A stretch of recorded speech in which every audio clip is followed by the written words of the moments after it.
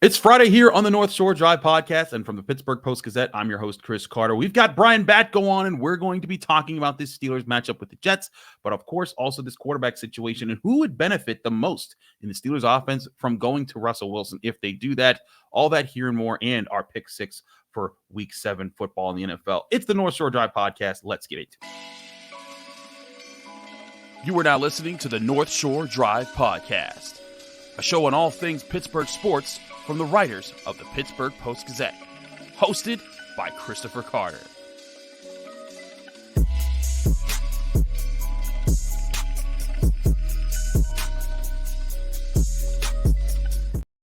Hello and welcome to the North Shore Drive podcast from the Pittsburgh Post-Gazette. I'm your host, Chris Carter, here with Brian Batko. We are both writers at the Pittsburgh Post-Gazette. Get all our written work at post-gazette.com. Find this show every Monday, Wednesday, and Friday on your favorite podcasting apps and on YouTube. Like this if you enjoy it. Subscribe to this channel to get all of our Monday, Wednesday, Friday episodes, as well as the daily content that comes out here at the Pittsburgh Post-Gazette from all of our different sports writers, including Brian Batko with Chipped Ham in Football every Tuesday. And as always, this show is brought to you by Edgar Snyder and Associates. Whether you're injured in a car accident or hurt on the job, Edgar Snyder and Associates has helped injury victims for over 40 years recover more than $2 billion on their behalf. If you or a loved one have been seriously injured in an accident, call 1-800-94-EDGAR or visit www.edgarsnyder.com for a free consultation. And remember, there's never a fee unless they get money for you. Brian, it has been quarterback talk all week, which means it's been a lot, and there's no official decision that's come out yet. But as you and Ray alluded to in your post coordinator video that went up yesterday on Thursday, it's kind of leaning towards Russell Wilson that the Steelers are going to pick to start this Sunday night at Acrisure Stadium in their matchup against the Jets. So I ask you this question: if they do end up going with Russell Wilson, who on the offense would benefit the most from the change at quarterback? Yeah, I mean, it's been quarterback talk all week, Chris, but this is what you sign up for when you make a quarterback change. Week 7, 4-2. If it were still Justin Fields, we'd probably do one show on it, maybe two. Mention that it's interesting. Mike Tomlin's sticking with him. I don't think people would have been all that surprised, but here we are. And yeah, I mean, it's a little bit odd that we don't have a definitive answer yet from the Steelers, but I think the tone and tenor of everybody this week tells you which way they're leaning. Maybe the most secretive person has been Arthur Smith. He was trying to guard that like Fort Knox a little bit today, but he kind of eventually cracked by talking about some of the quarterback decisions he's made over the years as a head coach.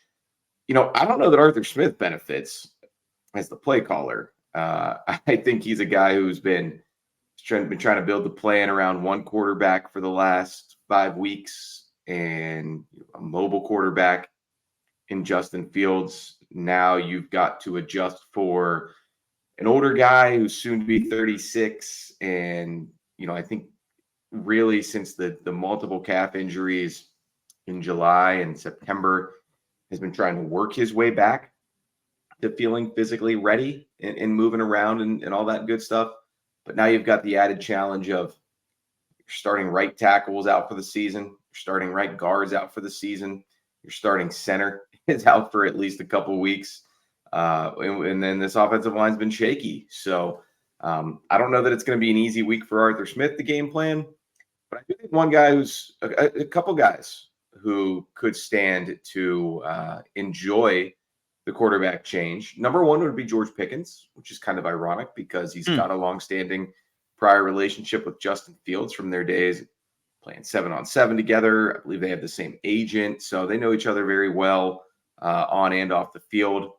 But I think Russell Wilson, the biggest edge that he still has over Justin Fields is the deep ball and the accuracy on the deep ball. And that's where Pickens has shined at times in his NFL career. We haven't seen it much this year, and when it does, it gets called back due to penalty from that aforementioned offensive line. But I look at him as somebody who could see an uptick here, and also his fellow third-year receiver Calvin Austin, because he's trying to round out his game. I think he's doing a good job with a lot of the intricacies of it. And I don't know that he'll ever be more than a contributor, a role player. But, man, one thing we know he can do beyond the intermediate stuff is take the top off of defense, get behind some safeties. And I think, while I've said several times this week that I don't really understand the switch or don't agree with it. I've got a better feeling about Russell Wilson hitting Calvin Austin in stride down the field than I do year 4 Justin Fields. Brian, you and I have talked about this off camera.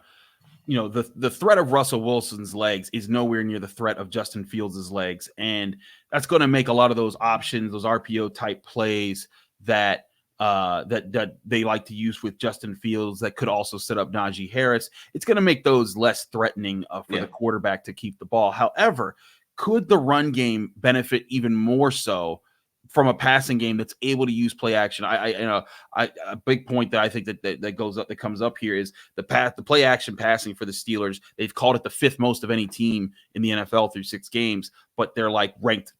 Justin Fields ranks like 33rd in yards per attempt on play action passes. The biggest areas he probably still needs to develop and get more comfortable in that, no doubt. Right. And so my thing is this: can Russell Wilson help the run game simply by hitting on more plays like those that you're mentioning?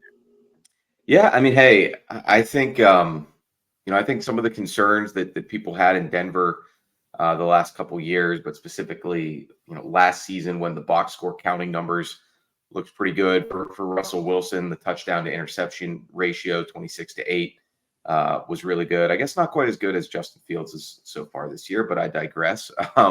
Was the seeing the middle of the field always an inherent challenge for an undersized quarterback, a sub 6-foot guy, and sort of what you just alluded to there, Chris, about the mobility aspect of it. And Russ said Thursday after practice that starting to feel more like himself in terms of being on the run and all of that. But I just,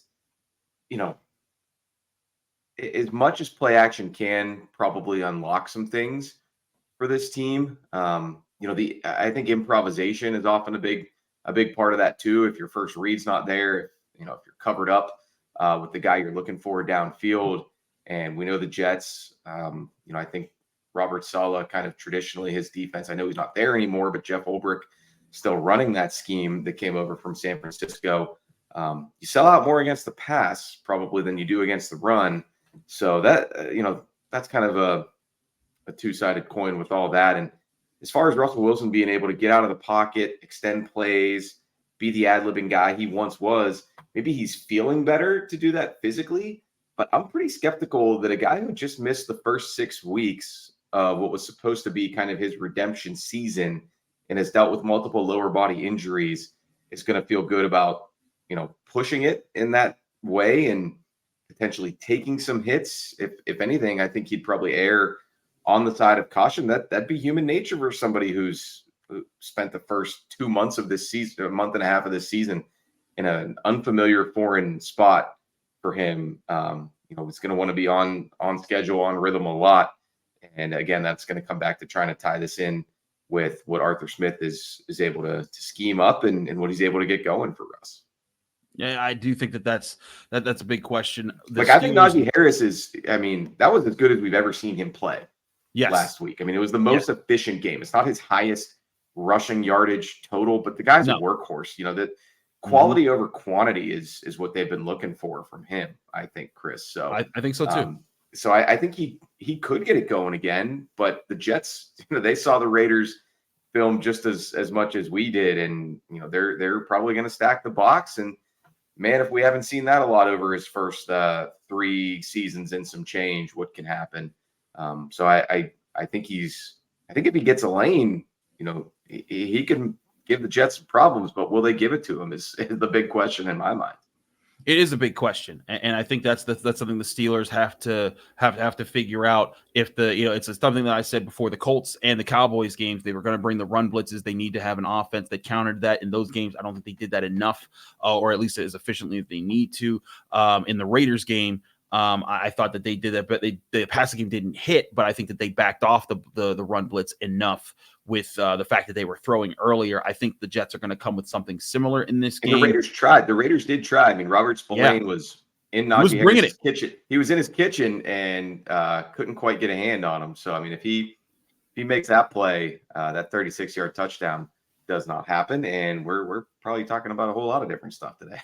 Yeah, Robert Spillane went into Najee Harris's kitchen and then got cooked. But But I agree, and that's going to be a big part of this game. We'll get back to this game and get you our final thoughts and predictions on this game later. But we got to also go to our pick six, where we go over the top 6 games that we see that are not involving the Steelers that are big this weekend. And there's a lot of good ones. We'll get to that next here on the North Shore Drive podcast from the Pittsburgh Post-Gazette. Chris Carter, Brian Batko. But first, we'll remind you this show is brought to you by Edgar Snyder Associates. If you're injured in an accident, you're probably wondering what's next. Well, for over 40 years, Edgar Snyder Associates has helped injury victims answer that very question. Whether it's gathering evidence, collecting medical records, or dealing with the insurance companies, Edgar Snyder Associates have helped over 75,000 people handle the what's next question. Call 1-800-94-EDGAR or visit www.edgarsnyder.com for a free consultation. And remember, there's never a fee unless they get money for you.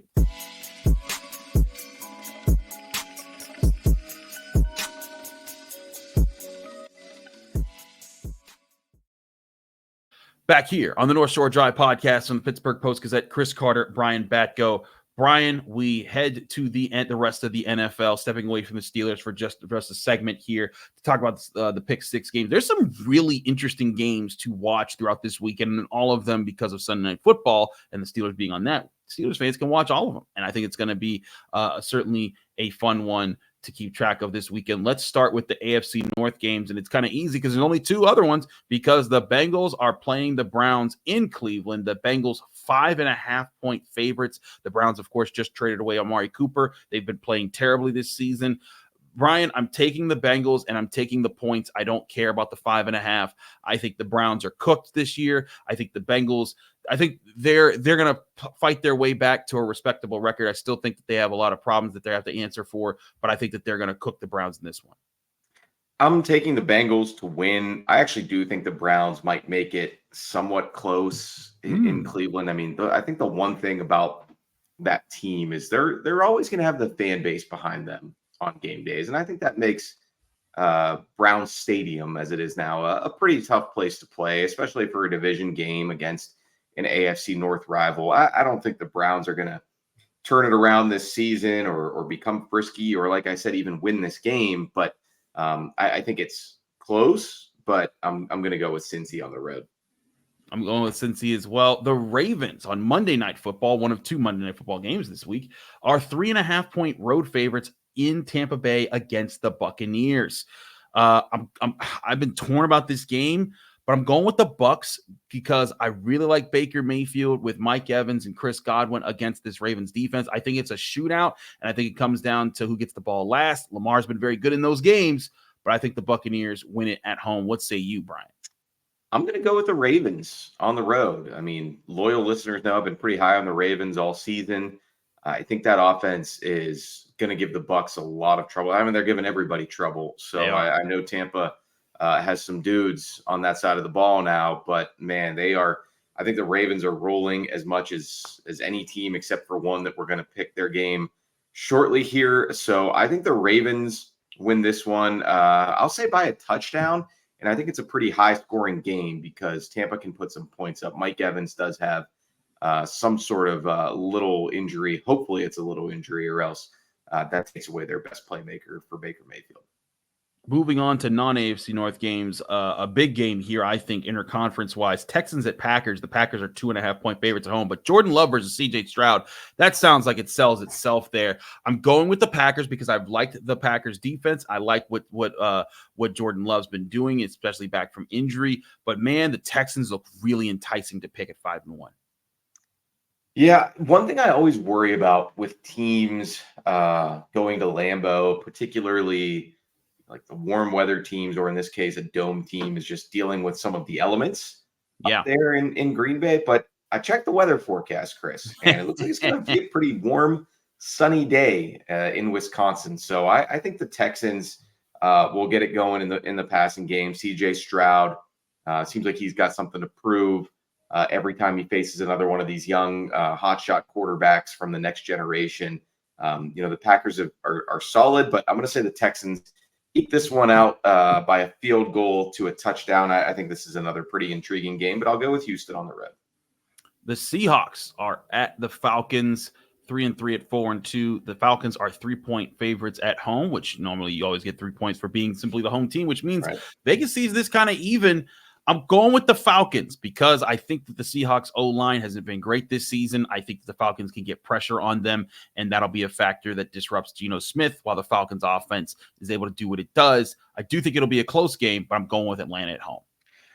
I'm actually going to go with the Seahawks in this one. I don't really have a great reasoning for it, but it just feels like both of these teams, consistency is going to elude each of them. And, right now, Seahawks at 3-3, Falcons at 4-2. Seattle was not very good last week against the Niners. I thought there were a couple plays that could have gone, if they had gone their way, maybe Thursday Night Football plays out differently, but they've got a few extra days of rest. I think defensive-minded head coach Mike McDonald will put that to good use, scheme some things up to get some pressure on the Falcons and Kirk Cousins, and Seattle finds a way to get this one done on the road against the Dirty Birds. And both of those teams are going to be hovering in that 8 to 10 win range for much of the season. An NFC North showdown, and who knows, maybe an NFC Championship showdown with the way things could break as the season goes on. The Lions at the Vikings. The Vikings are 1.5-point home favorites at undefeated 5-0 as they host the Detroit Lions, who come to town with a 4-1 record, but they just lost Aiden Hutchinson, their star pass rusher for the season. He's been amazing for them this season. And because of that, Brian, I'm taking the Vikings. I think that the Lions secondary still leaves a lot to be desired. The Vikings win with their receivers and getting the ball to them. I think that's a factor. I still think it's a close one. I think the Lions don't make this easy because their offense also is a problem, but the Vikings defense has also been very good this season. Brian Flores, defensive coordinator there, has done a great job with the pass rush there and getting them going. Am I crazy picking the Vikings here with this very close spread? Not crazy. Taking this team at home, undefeated. Great vibes around Minnesota.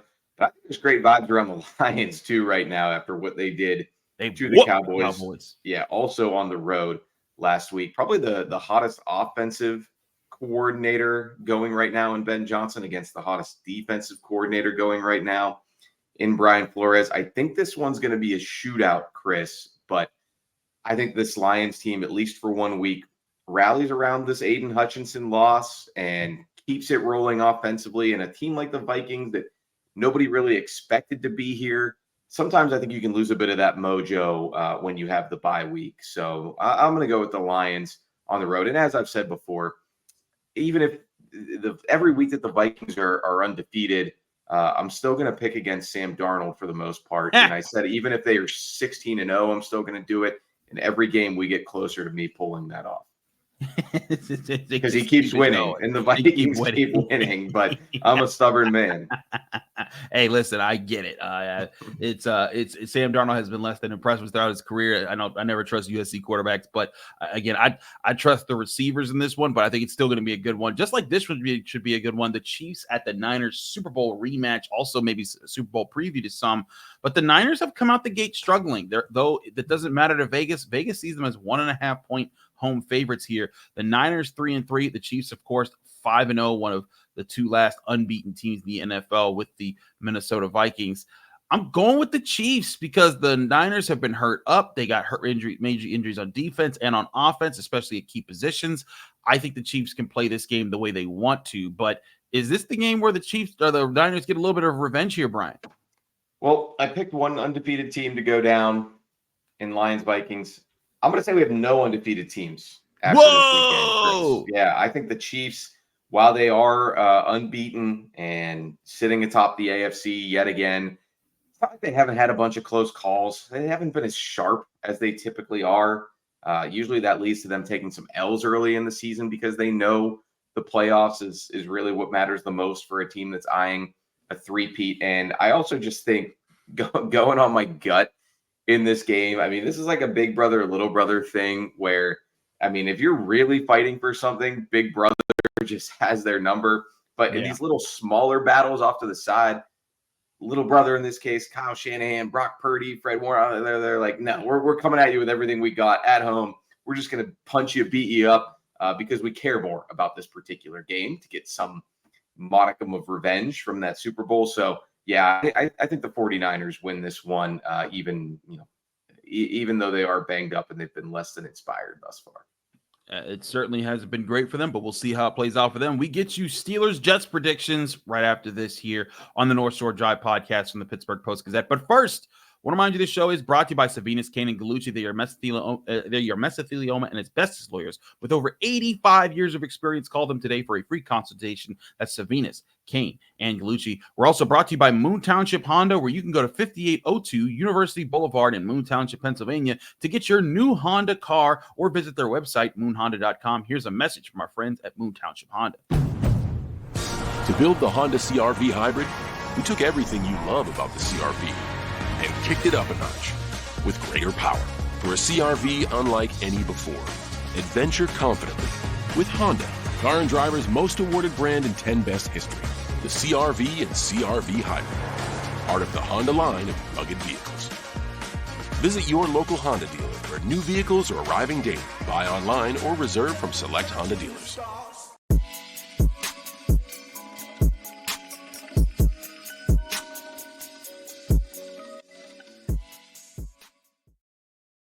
We're back here on the North Shore Drive podcast on the Pittsburgh Post-Gazette. Chris Carter, Brian Batko. Let's get to the Steelers-Jets game. The Steelers are 1.5-point home dogs to the Jets, according to Vegas. And it started Steelers plus 2, if I'm not mistaken. Do you think that's more about the Jets getting Devontae Adams or the Steelers inserting Russell Wilson? I'm definitely going with the Adams route. I think that I think it's interesting to see the Steelers in this situation. They haven't been underdogs. I think this is actually the third time they've been underdogs. I think they were underdogs against the Falcons and underdogs against the Chargers, but every other time I think they've been favored, unless I'm missing one there. No, that sounds about right. Definitely they were week 1, and Chargers I can't quite recall, but obviously they were both 2-0 at the time. So I'd have to go back and look at that. But all that being said, there's a lot of the story of this game behind veteran quarterback play. Aaron Rodgers, of course, hit another Hail Mary pass last week in the Jets' losing effort to the Bills. If Russell Wilson plays, it'll be 2 legendary former NFC quarterbacks playing with their new AFC teams. And of course, the Jets added Devontae Adams, a player who Steelers fans were clamoring for the Steelers to go get in the trade market. Of course, Adams rejoins his former teammate in Aaron Rodgers in the New York Jets. So all that being said here, Brian, what is the X factor you think that is most important to the Steelers to achieve in this game to help them get a win? Well, Chris, I think Russell Wilson is going to be rusty. I really do. How could he not be? Yeah, exactly. I mean, he played 2 preseason games, but one, he barely even got a chance to drop back and throw because he was under siege. The second one, one big throw to George Pickens, but 5 snaps. So he hasn't really been, tested since last year in the regular season. Can't get hit in practice. We know that. So you kind of throw that out the window. And I guess I think complimentary football, honestly. I mean, that's kind of a cliche, and every game boils down to that. But to me, it's not one X factor on either side of the ball. I mean, you do need to make sure Aaron Rodgers doesn't beat you, but the Jets have a good run game as well with Breece Hall and Braylon Allen. And then on the other side of the ball, I don't think you can put this all on Russell Wilson's right arm in his first game back. So you need to try to establish the run. You need to make plays for him if you're George Pickens, Calvin Austin, if he gets an opportunity. He can't let any of those go through his hands. So I think it's just literally play a complete game at home. And, maybe I'll highlight this because it does speak to both sides of the ball, Chris. You can't have another slow start in this game, I don't think. I agree. We saw that they weren't able to dig out of it against the Cowboys. They were against the Raiders, who were starting a bunch of guys or using a bunch of guys I'd never heard of, literally at wide receiver. So I'll go with that. I'll say start fast. Don't make Russell Wilson have to play from behind in this game. And don't let Aaron Rodgers get into that mode of just being a handoff game manager guy to that 1-2 punch at running back, because we know how good he's been at that throughout his career. I mean, he can win games for you, but makes it even easier on him when all he has to do is just keep the ball out of harm's way and keep the clock ticking. I think one thing that you said resonates very well with what I think could be the theme of this game, is that Russell Wilson's going to have to knock off rust. I asked him about his timing. That's what I do, Chris. I say things that resonate very well. Yes, you do. And he's gonna. And I talked to him about chemistry and getting the guys. But like, part of what Russell Wilson is supposed to be able to bring to this offense is what they're hoping they're hoping him to connect on where Justin Fields struggled, and that's hitting guys on deep balls, hitting guys on timing patterns where they're in designed plays to counter what defenses are doing. And to get that done, they're going to need Russell Wilson to have that kind of connection, and that connection takes time to build. And that might be an issue in this game. Granted, they're going to need him to figure it out quickly. So what's the best way to do that? The best way to do to buy time for that to happen is for the defense to get stops early and often, and to disrupt Aaron Rodgers and Davante Adams from ever getting into a rhythm. One thing, I was talking to a friend of mine, John Butchko, who covers the Jets for Locked On Jets, and I think Gang Green is the other website he writes at. But he was telling me that one thing that the Jets struggle with is the blitz. They have not been effectively picking them up. It's been getting to Aaron Rodgers. He's definitely older at 40 years old, and it's impacting him a lot. Granted, Aaron Rodgers, when he sees the blitz coming, if he sees it coming, he can take advantage of it. So it's going to be it's something. It's why I asked Terrell Austin about the blitz this week, and he said, "Hey, we feel confident about how we've been sending guys in. It's different every week per opponent." And I asked him, "Well, what about this week?" And he was like, "Yeah, I'm not giving that away." But I think that there's something that the Steelers have that they haven't used a lot of, and that's Patrick Queen and Landon Roberts and Peyton Wilson. Those guys are downhill blitzing linebackers. If they can get those guys in the right spots at the right times, I think they can generate some pressures that are a little different from what the Steelers have done.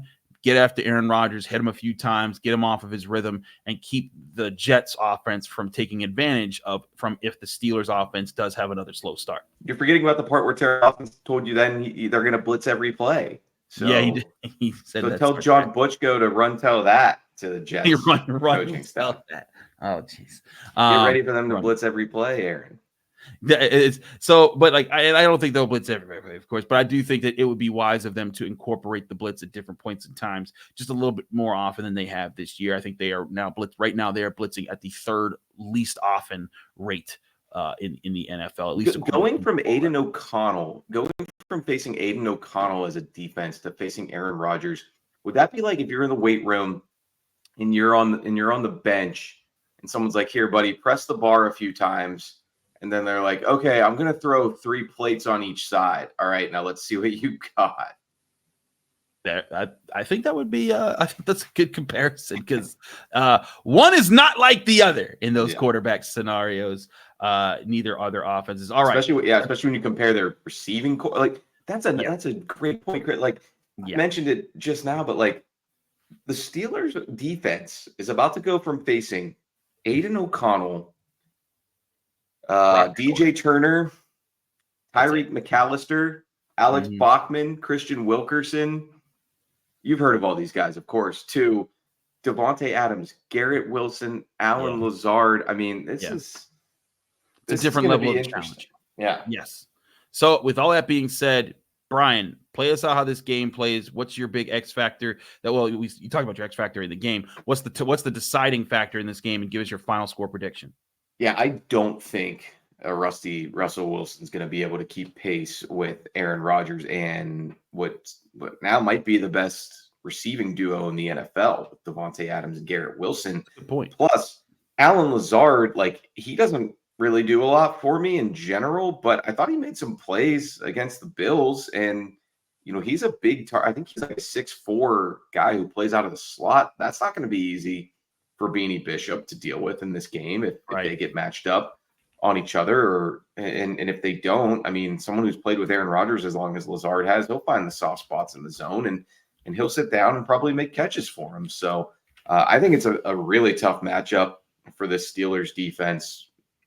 Even, it's weird to say that about a team that's 2-4, but I think it might be their toughest passing game matchup to date. That's probably not a stretch, even though Dak Prescott played well. And in the end, Dak Prescott beat them, throwing to guys like Jalen Tolbert outside of CeeDee Lamb. So I think that's all an issue for the Steelers. I think if Sauce Gardner follows George Pickens, that's a cancel out situation. The Jets are leaking oil at corner. DJ Reed, their number 2 second fiddle, Robin to Sauce Gardner's Batman. He's out most likely for this game.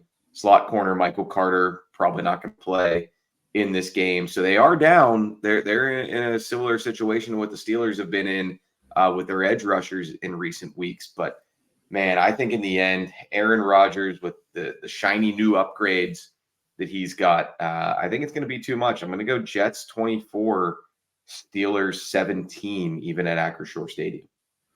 I think it certainly is a possibility that the Jets come out guns a-blazing with two guys that know each other very well at the NFL level, in Adams and Rodgers.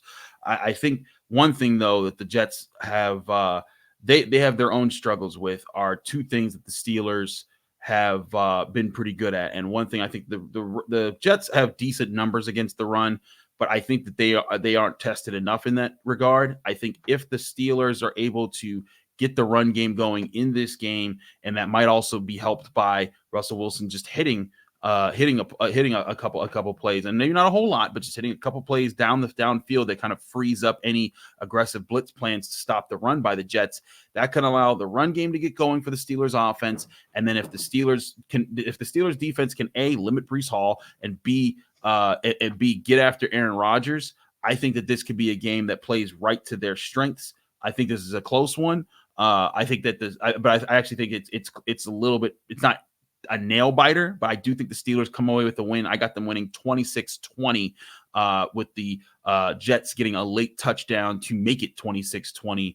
I think that they find a way to disrupt the rhythm of the Jets on offense, and they do enough on their side of the ball on offense to get points. I also think that a big factor here that gets into it is I think that because Aaron Rodgers, he likes to be aggressive. I think the Steelers get a couple turnovers in this game that lead to points.